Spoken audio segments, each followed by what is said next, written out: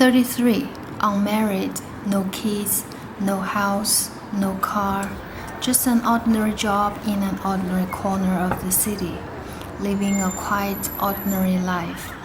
In a culture where being successful adult means buying a home, getting married, and constantly climbing higher, just standing still can feel like falling behind. Without even saying a word, I'm automatically labeled as a failure, simply for not following the social timeline.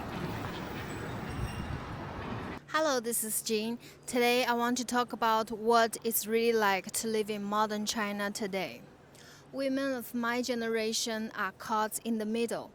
We were pushed to be independent, yet weighed down by the traditional rules. So in this video, I'm going to talk about the pressures that many of us are quietly facing every day. Let's get into it.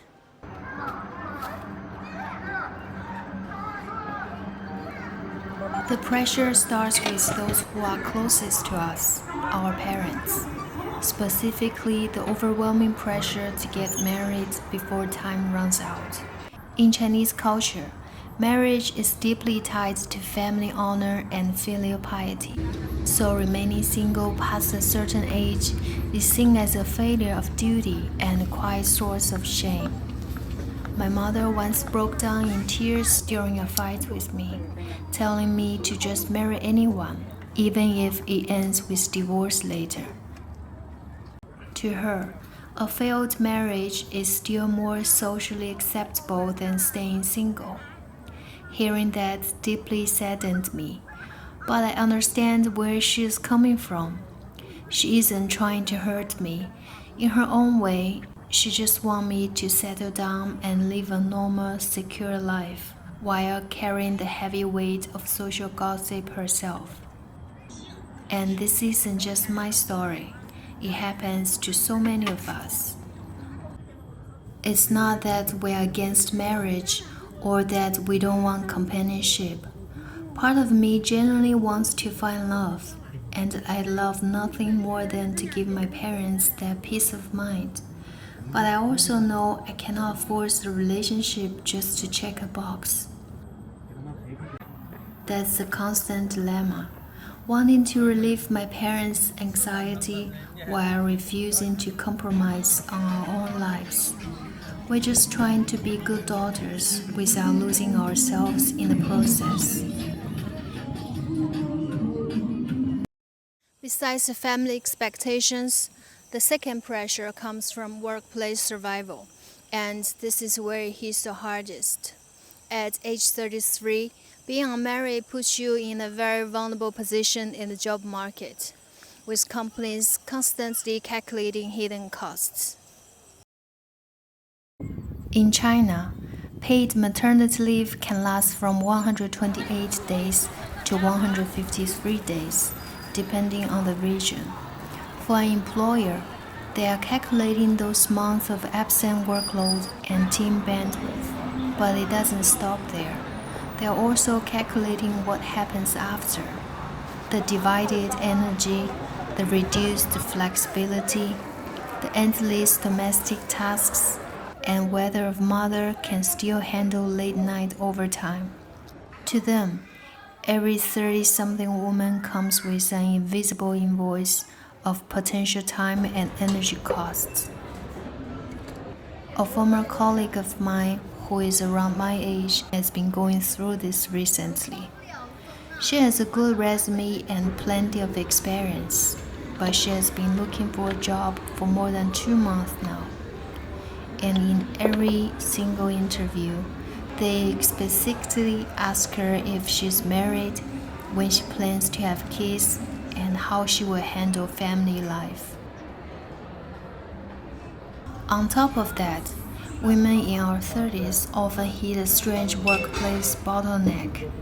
If you haven't reached a senior management role, you risk being replaced by younger graduates who are cheaper and have fewer commitments.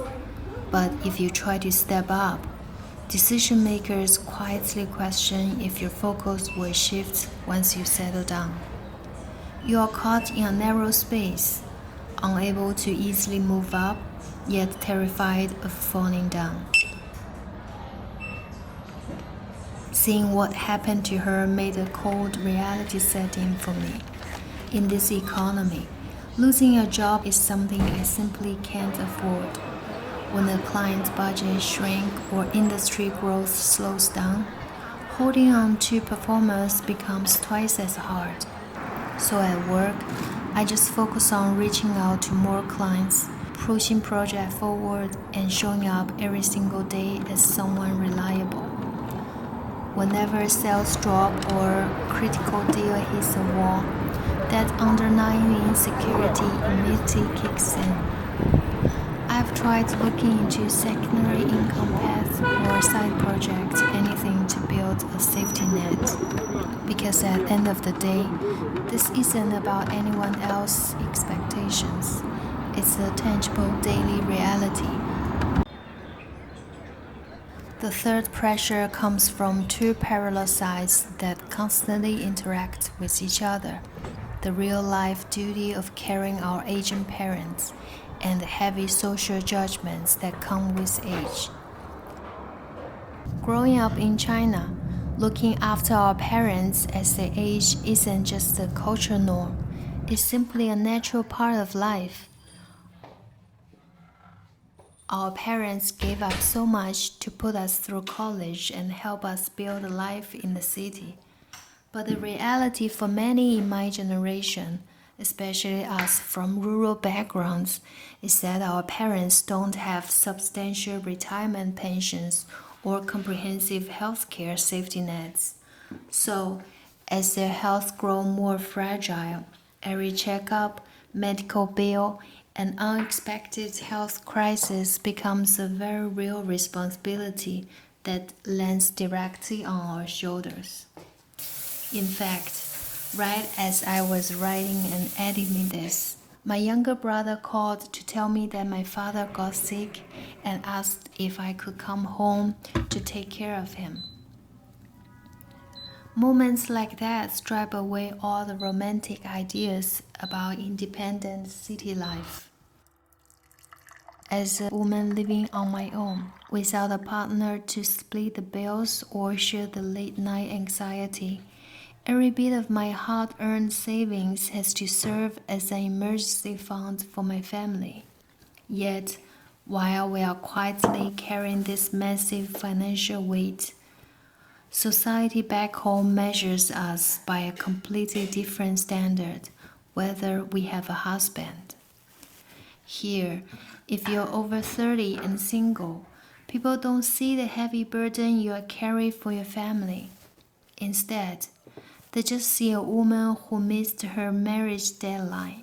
You get paraded through awkward matchmaking setups, interrogated by neighbors, and quietly written off as an unfinished project or an embarrassment to the family.